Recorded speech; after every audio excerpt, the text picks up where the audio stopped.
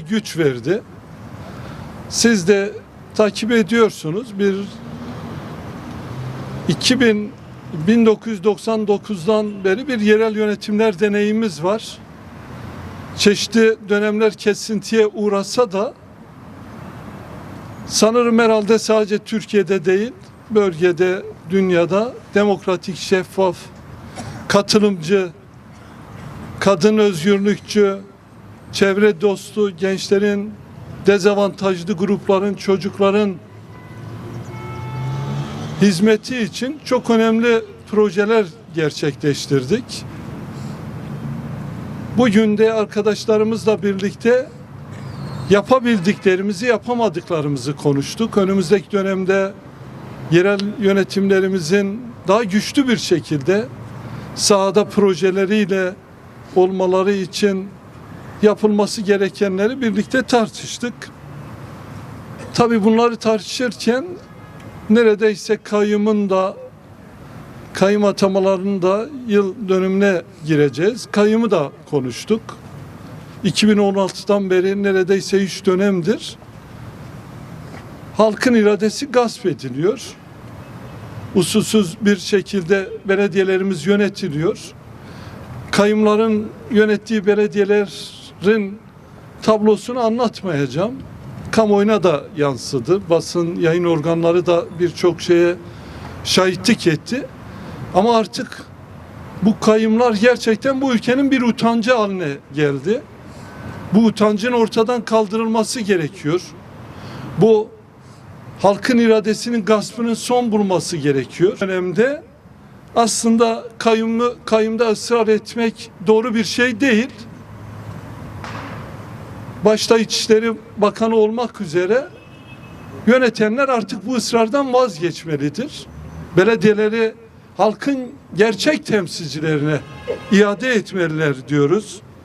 Bu konuda Ahmetler makama yetmez. Sadece Ahmetler yetmez. Gülistanlar, Neslihanlar, Abdullahlar, Mehmetler, Resul Emrahlar, Sofyalar, Birsenler, Devrimler ve adını sayamadığım belediye iş başkanlarımızın, belediye başkanlarının 13 belediye gasp edilen 13 belediyenin başkan ve eş başkanlarının artık görevlerine dönmesi gerekiyor. Bu konuda bir yasal düzenlemeye de gerek yok. Bu barış sürecinde içerisinde olduğumuz Ramazan ayında bunlar kolaylıkla gerçekleştirilebilir. Bakın 4 Mart 2026'da Halfeti Belediye'mize, Mardin ve Batman Belediye'mize kayyumlar atanmıştı. Birkaç gün kaldı buna. Yani bunu yeni bir eşiğin başlangıcı yapabiliriz. 4 Mart'ta geçici görevlendirmeyle görevlendirilen kayyumları görevlendirmeyip oraya tekrar belediye iş başkanlarının dönmesini sağlayabiliriz. Yeni bir İçişleri Bakanı da geldi. Bu bakan için de aynı zamanda bir test olabilir, bir sınav olabilir.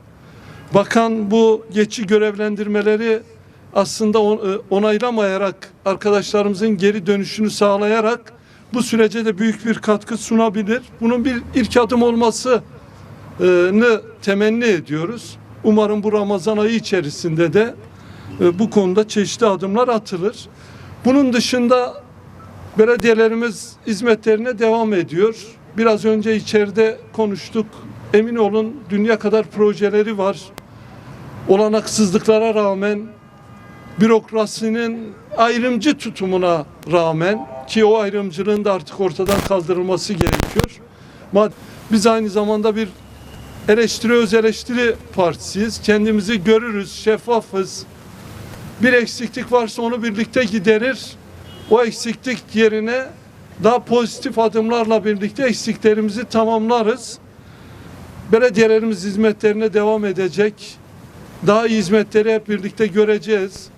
Bu süreç aynı zamanda yerel yönetimlerin de önünün açılacağı bir süreç olacağı için daha rahat koşullarda belediye iş başkanlarımızla birlikte soruşturmaların, tutuklamaların, gözaltıların, kayyumların olmadığı bir süreçte halkımıza, halklarımıza daha güzel hizmetler üreteceğimizi umut ediyorum.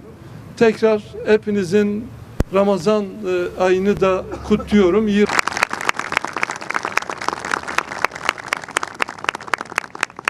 Sayın Öcalan da kendisini görüşçüleri aracılığıyla aslında duyurdu. Tam da işte yeni bir eşiğe girdiğimiz bu dönemde bakış açımızı, yaklaşımımızı, geçmişteki algılarımızı ortadan kaldırarak aslında yeni bir eşiğin başarılı bir şekilde yürümesi için bu kayyum pratiklerine artık son vermemiz gerektiğini düşünüyoruz.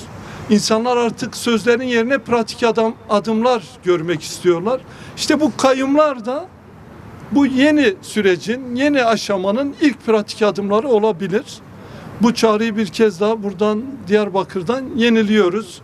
Sadece söz değil, artık sözü aşan pratikleri görmek istiyor halkımız, seçilmişlerimiz, bize gönül verenler, demokrasi isteyenler. Dolayısıyla bu yeni aşamanın en önemli ve en pratik adımlarından birisi Ahmetler ve Ahmetlerin yanında yerine kayyum atanan 13 belediyenin eş başkanları ve belediye başkanlarının görevine dönmesini sağlayarak aslında bir başlangıç yapabiliriz.